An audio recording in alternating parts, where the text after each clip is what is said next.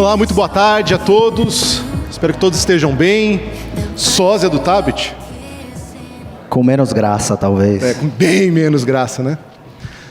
André, vamos lá. N Sports, a gente podia começar contando para todo mundo o que é a N Sports e por que a N Sports tem uma estratégia, uma proposta diferente de outros canais.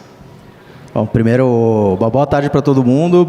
Obrigado pelo privilégio de vocês estarem aqui assistindo esse painel, esse talk.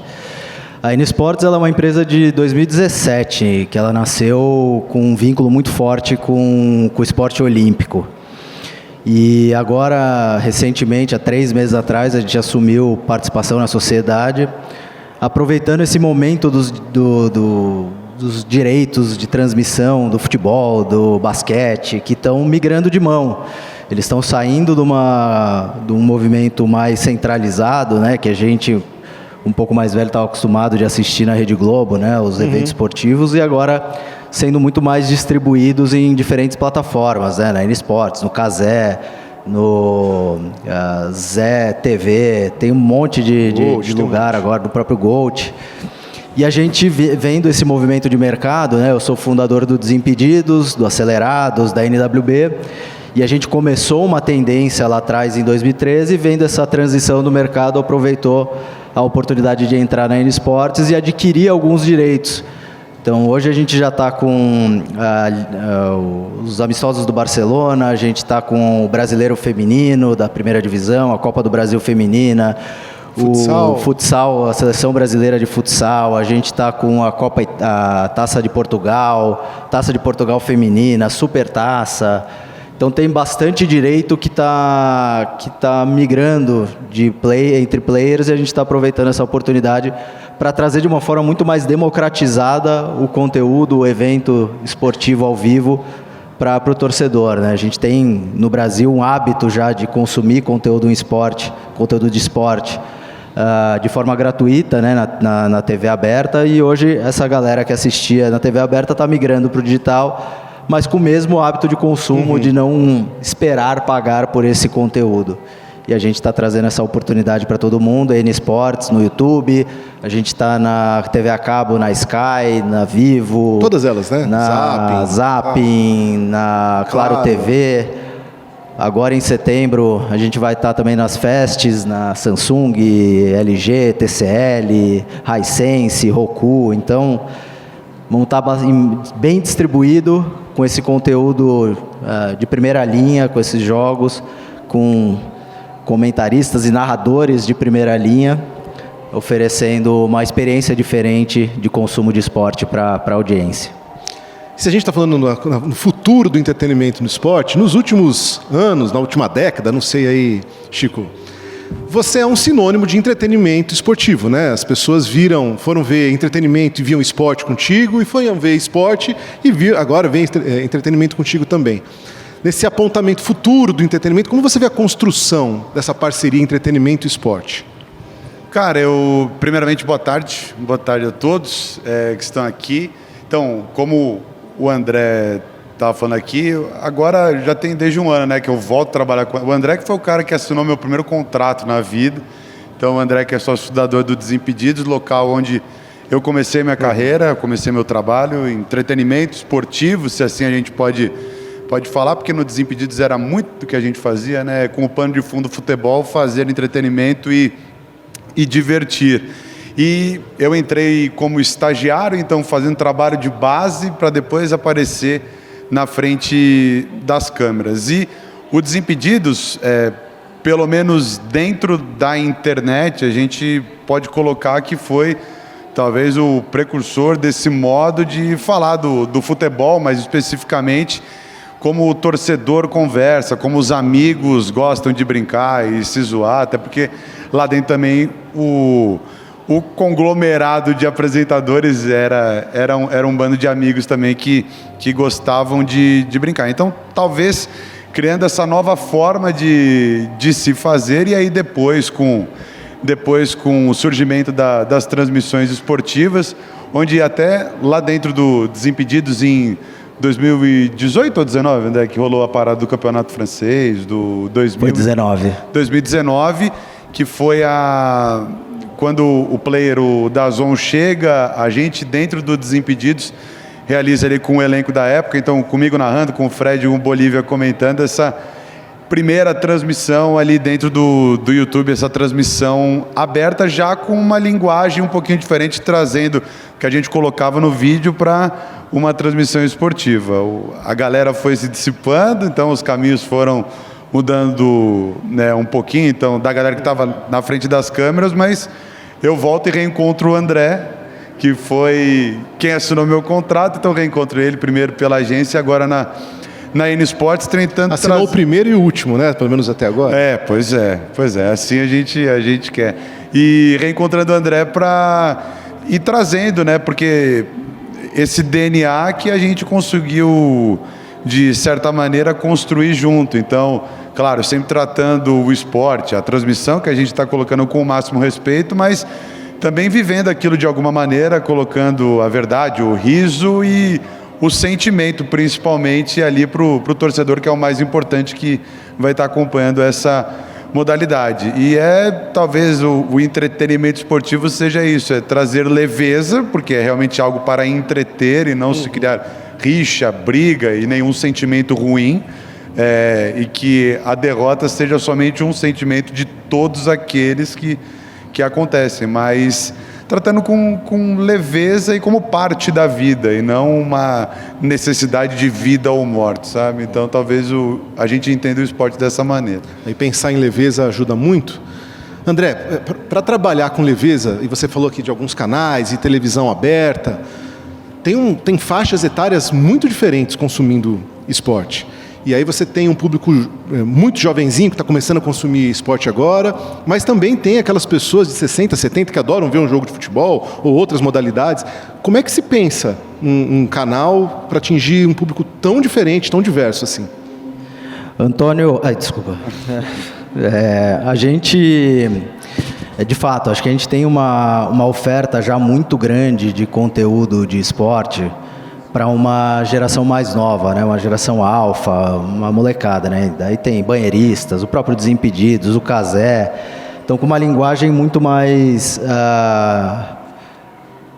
livre, vamos dizer assim. O que a gente está trazendo é que, junto a essa leveza, a gente entende que a narração de um jogo, ela está falando do time de alguém, está falando do ídolo de alguém. Isso traz um pouquinho de responsabilidade, né? Quando a gente olha para um público um pouco mais velho, e aí estou falando de 18 mais, né? Não estou nem falando tão mais velho. Então a gente tenta estudar o que esse público 18 mais, principalmente, ele tá querendo consumir. Que em diversas pesquisas, sejam nossas, seja de Google, YouTube e outras plataformas, mostra que a galera está procurando um pouquinho mais de informação dentro do contexto do jogo, um pouquinho mais de qualidade na transmissão, está querendo que narre ou comente efetivamente o jogo e não se perca 100% nas brincadeiras. Tem que ter as brincadeiras, mas que ela não seja o objetivo principal daquela narração. E que tenham esses conteúdos pós, né? E depois a gente continue essa história, continue essa cauda longa de comunicação com esse consumidor. E é assim que a gente determina o nosso conteúdo e também as pessoas que a gente quer que trabalhem com a gente, para que eles sejam porta-vozes dessa forma de falar do esporte. E isso é bacana, que você consegue ver de forma muito clara nas movimentações que estão acontecendo no mercado agora, né? Não sei se vocês estão acompanhando, mas o nascimento da X Sports, não a criação, mas a ressurgimento do GETV no YouTube, e as contratações, todas as contratações que eles estão fazendo, que são pessoas que vêm uma grande maioria vem da ESPN, vem da Paramount, que são meios mais engessados, mais tradicionais, e estão indo para esse lugar de YouTube da Globo. Não é o lugar que a gente quer estar. A gente quer estar no meio do caminho. Eu acho que a Cazé e outros players, como banheiristas, eu falei, os Desimpedidos, estão super bem estabelecidos e com uma conversa super bem estabelecida com essa geração mais nova. Por um outro lado, a gente tem a própria Globo, ESPN, Turner, Paramount, falando com um público muito mais velho, mais engessado, de uma forma muito mais tradicional e jornalística. Um ou outro, né? Não precisa ser um... A gente quer ser multigeracional. A gente quer estar no meio do caminho e conversar com mais gente.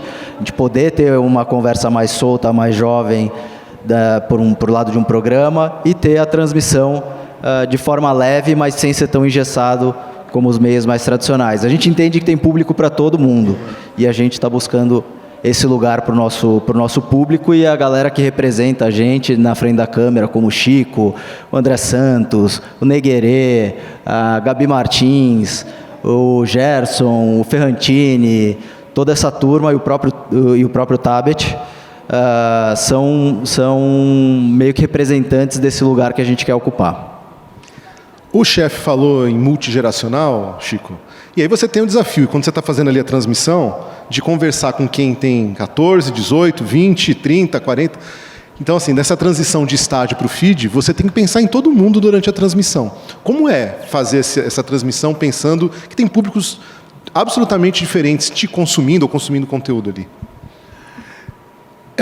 É meio clichê, né, você falar isso, mas eu acho que eu trato da maneira que eu sou na minha vida, assim, na vida, quando a gente acorda, a gente vai andar na rua, a gente encontra gente de todas as idades, e a gente tenta conversar com todas da mesma maneira, com uma identidade que você consiga não simplesmente agradar, mas poder se comunicar com, enfim, uma criança, um adulto ou alguém de uma idade mais avançada.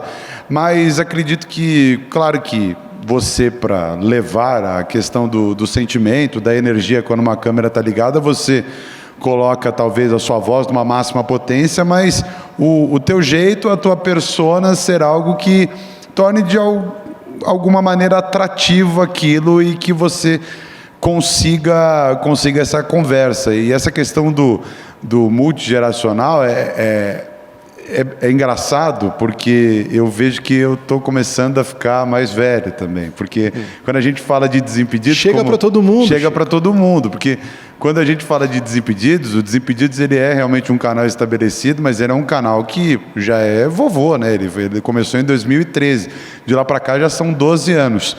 Eu no Desimpedidos eu fiquei 9 anos da minha vida, então a molecada que assistia, que a grande parte do público, que tinham todas as idades, mas a grande parte do público eram adolescentes. Então, até aqui mesmo, aqui passando, conversei com 2 caras que me abraçaram e falaram assim, pô, te vejo desde a infância, só que o cara tem 2 metros de altura. Mas são adolescentes que também vão envelhecendo, né? Uma turma que também vem... Aí ele falou, pô, você fez parte da minha infância. Eu falei assim, mas cara, você é mais velho que eu. Ele, não, eu tenho só 20 anos. E aí faz sentido que o cara te assistia com 11, com 12. Então, assim como o público também vai envelhecendo, a gente na frente da câmera também vai, e talvez tendo esse entendimento de também ir se transformando, mas seguindo com o seu mesmo DNA para que eles cresçam junto com você e continuem te acompanhando. Mas esse DNA também tem que ter algo atrativo para que você não perca também uma referência de uma pessoa que não te conhece assistir e falar, pô, isso aqui também é legal, eu sou mais novo, mas quero assistir. Então, a manutenção do público é realmente o mais importante, assim, mas trazer essa galera é um fator que a gente tem que trabalhar todos os dias. Quem não te conhece precisa querer consumir, mas quem te conhece há muito tempo não pode estranhar. Pois é. E porque assim, como individualmente, manter essa turma que te consumia é um grande desafio. Agora, com as transmissões, você naturalmente, né, por conta dos direitos e por conta das torcidas que vão te assistir, essas pessoas elas vão chegando, porque elas torcem para o clube que você está ali narrando o jogo delas. Então, tratando o time e tratando a torcida como o fato mais importante do que a gente tem ali durante os 90 minutos, a gente consegue trazer esse cara para te consumir. Então, esse cara que não te conhece, pô, ele tratou o meu time com o respeito devido. Então, esse cara ele vai te acompanhar a partir do momento que você divulga a sua marca, divulga a sua rede social, para ele conseguir te consumir nesse dia a dia. Até porque as transmissões e o público, eles são o mais importante. A gente tem que ter o entendimento de como ser aquela engrenagem perfeita para entregar tudo que aquele cara merece, que aquela pessoa merece quando ela para ali na frente, porque pode ser na semana aquele o desafogo que a pessoa tem de 7 dias que são horríveis, então os 90 minutos têm que ser especiais. Boa. E aí, pensando em construção de conteúdo, André, pensando em esporte, é sempre a transmissão? Porque você mencionou algumas pessoas que estão dentro de esportes que não estão necessariamente atreladas ao momento de transmissão de um evento esportivo. Futebol, basquete, vôlei, seja o que for, tênis. Como é que você pensa isso, o entretenimento esportivo atrelado diretamente ao evento esportivo ou não? Primeiro, acho que é um ponto legal, assim, quando a gente fala dessa multigeracionalidade, ela tem muito mais a ver com linguagem e postura e impacto, em quem você impacta do que necessariamente a idade, né? E um grande exemplo que a gente tem disso é o Galvão Bueno, né? Quem conhece o Galvão Bueno aqui? É uma galera. O Galvão Bueno, ele é nosso sócio, a gente anunciou ele como parte da sociedade há um mês atrás, né? Mais ou menos. E é um cara que a gente anda nas ruas, muita molecada aborda ele para tirar foto, e o que me surpreendeu também. Eu perguntei, falei, pô, Galvão, da onde vem isso? Ele, vem muito do TikTok, que eu fiz a campanha, né? Eu fui a voz da campanha do TikTok na Copa do Mundo e tal. Da história, lógico, do meme lá, do Cala a Boca Galvão, tudo isso ajudou ele a ser reconhecido.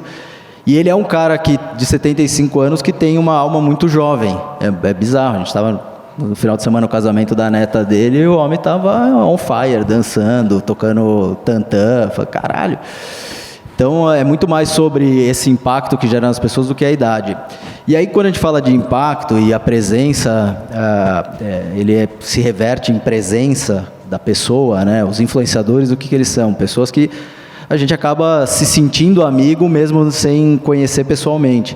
Então é muito sobre a frequência, sobre o quanto que a gente consegue nos manter presentes na vida dessa pessoa, e aí não dá para ser só no jogo, não dá para ser só nos 90 minutos, não dá para ser só nos sets do vôlei, nos quartos do basquete. A gente tem que continuar essa conversa para se manter presente.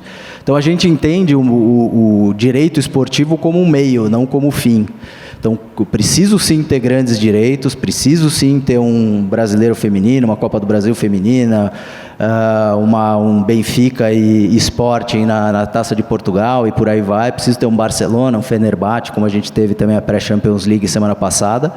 Mas a grande questão é o que eu faço com esses direitos depois dos 90 minutos, depois do fim do set do vôlei ou do quarter do basquete. E aí a gente constrói programas em cima desses conteúdos e trazendo mais sabor para essa programação entre jogos, entre eventos esportivos. Um exemplo que a gente tem muito claro disso, e o Chico vai lembrar, a gente tinha no início do Desimpedidos um programa que era o Gols da Zoeira. Alguém lembra? Alguém que consumia? Então, o Gols da Zoeira ele era tão simples quanto o compilado de melhores momentos dos jogos, né, do final de semana. Só que a gente veiculava esse conteúdo às segundas-feiras. Então, em tese, todo mundo já viu tudo que podia ter sobre os jogos, nos programas esportivos do domingo, nas mesas redondas, debates e por aí vai. Só que era o programa de maior audiência da casa. Por quê? Porque as pessoas iam lá consumir o Gols da Zoeira para ver o jeito que a gente comentava, o jeito que a gente fazia aquele conteúdo. E não necessariamente a imagem que estava lá. O que a gente ia comentar, os absurdos que o Mil Grau falava ali através da voz do Google. Então a gente achou um formato que fazia sentido para as pessoas. É isso que a gente quer fazer. É ter o direito como um meio para eu poder construir narrativas, construir histórias em volta desse conteúdo principal.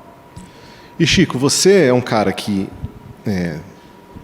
é locutor de partidas em uma emissora, em outra, produz para alguém, mas você também é um produtor, um construtor de conteúdo individualmente. Aí eu acho que você tem um desafio que é muito interessante. Estava ouvindo outras conversas ao longo do dia aqui no evento, e das pessoas projetando conteúdo, como é que elas vão fazer, empacotar um conteúdo para colocar no ar.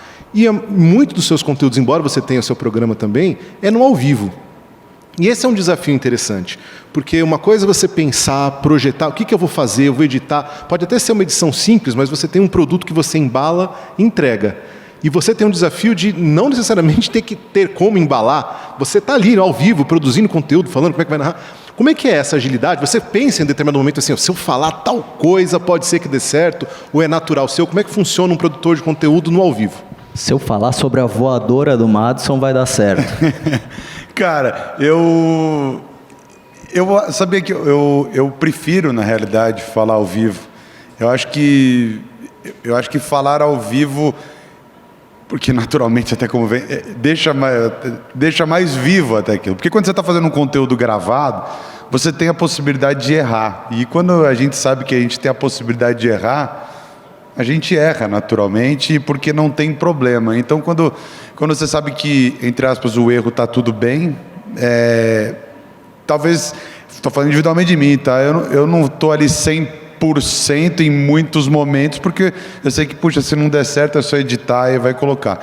E eu tenho, né, o meu início, eu inicio no Desimpedidos como estagiário, mas antes eu fiz teatro a minha vida inteira. Então, o fato de estar ao vivo, de estar bem estudado para você entrar em cena, subir num palco e não poder errar, para mim é algo que encanta. E o frio na barriga de um ao vivo também é interessante. Você ter ali o entendimento de... E não pode mesmo errar? Ou pode... Não, pode errar, não tem problema. Você pode errar, mas também você ter talvez ali a rapidez de tornar aquele erro algo divertido, não aquele erro como o final ou algo tenebroso que aconteceu. Mas você colocar de maneira viva aquele entendimento. É uma conversa, né? Então, até aqui, a gente está conversando, muito provavelmente o pessoal que está assistindo, aqui eu já tenho algumas coisas que eu sei que eu errei aqui falando, eu sei aqui, mas talvez você dizendo, a pessoa não percebe, mas é a maneira como você se comunica, é o não poder voltar atrás e você comunicar no instante. Então, se for para chorar, que chore agora, se for para rir, que ria agora, mas viver aquele momento e ter a resposta imediata. A resposta imediata é muito legal, de você não ter que gravar, editar, para depois ver nos comentários. O ao vivo é o que me encanta. A autenticidade do ao vivo funciona, né? Sim. Até para a gente poder contribuir com o horário do evento, a gente vai fazer aqui um nosso plano um pouquinho mais enxuto, mas tem um ponto que eu queria perguntar para vocês dois, porque tem um viés de quem pensa o canal e de quem produz conteúdo, que é a paixão do esporte. Né? Tem outros segmentos que você pode consumir, sei lá, gosto de consumir animais, gosto de consumir engenharia, a pessoa é apaixonada por aquilo, mas geralmente o esporte traz um envolvimento passional brutal. Né? Então quem lidera um canal precisa pensar nisso, quem produz o conteúdo também. Como é essa relação de pensar conteúdo, pensar em todas as vertentes comerciais, mas levando em consideração aquele vínculo passional que as pessoas têm com o que vocês fazem? Na minha visão, não é só o esporte. Tudo que a gente faz quando vai para conteúdo, precisa ter, para ter a autenticidade que você falou, precisa ter uma conexão com o tema, né? Então, mesmo no esporte, você tem várias vertentes, né? A gente não tem como um cara que tem a linguagem do esporte, do futebol, querer falar sobre automobilismo, porque é uma outra tribo, é uma outra linguagem, é uma outra galera. Você precisa ter o cara que é o aficionado, que tem a relação, que sabe usar todas as idiosincrasias daquele lugar. Então, essa conexão ela é muito importante para a gente pensar um conteúdo que faça parte de uma comunidade e não seja um ruído. Então, a gente precisa participar da conversa. A gente, especialmente estando no meio digital, é muito importante que a gente faça parte da conversa e não seja um intruso. Então, isso para a gente é o ideal. Então, essa conexão com o esporte, esse conhecimento, esse tesão por fazer o que a gente faz, é fundamental para a construção do conteúdo. Quando a gente está criando ou a gente está produzindo esse conteúdo, fica basicamente de uma maneira orgânica, entre aspas, para você colocar isso no ar. Porque, naturalmente, se o cara te consome, é uma opção dele. Então, ele gosta do jeito como você fala e dos assuntos que você aborda. Num primeiro instante, você pode tentar entender o que colocar, mas com o passar do tempo, meio que isso vai entrando no seu fluxo, vai ficando orgânico da maneira como você... Porque você já tem o assunto que você coloca para a sua audiência e o modo como você trata esse assunto e as pessoas comentam e se engajam com o seu conteúdo. Mas especificamente com o futebol, pelo menos no meu Instagram, eu tenho ali acesso a grande parte de torcedores espalhados pelo Brasil. Então a gente consegue diretamente entender aquilo que a gente está fazendo. E agora também transmitindo o Campeonato Brasileiro Série B, a gente tem até acesso a mais estados, né? Então, desde do Amazonas ao Rio Grande do Sul, então a gente tem torcedores espalhados por todos os cantos ali. Então, talvez trazendo leveza, questão da zoeira, mas com o respeito que não exceda o limite, para que isso gere um engajamento e o cara queira consumir, talvez até para tirar sarro de você depois. Você brincou que o meu clube foi mal, mas agora está tudo ok. Então é ter esse entendimento, mas seguir a mesma linha de raciocínio para a pessoa que está te consumindo, principalmente não ficar perdida. Por que ele falou isso numa semana, e semana seguinte ele está falando outra coisa? Então é seguir a mesma linha de raciocínio, mas com novidade. Sempre com novidade. Queria agradecer a vocês dois pela presença, a vocês por estarem aqui conosco, contemplando o evento, e ao evento em si, pelo convite. Muito boa tarde. Vocês querem dar um tchau final, alguma coisa? Só agradecer ao Juliano, agradecer ao evento, a vocês que emprestaram a orelha de vocês por esses 40 minutos. E procurem a gente nas redes sociais, @NEsports. Se meu Instagram também, se quiserem conversar por lá, é @0andrebarros. Está à disposição. Agradecer também esse bate-papo, muito obrigado. Olha quem está ali, não vi que você estava aí, cara. Tudo bem? Alvarinho. Então, você também não viu que ele estava ali? Eu vi. Então, agradecer demais a presença de todos, muito obrigado. Sigam a NEsports, também me sigam, @Chico Pedrotti, com 2 T's e o inconfundível. É isso, gente. Muito obrigado. Quem quiser trocar uma ideia depois, na saída, para a gente não atrasar o evento, tá bom? Valeu. Valeu, gente.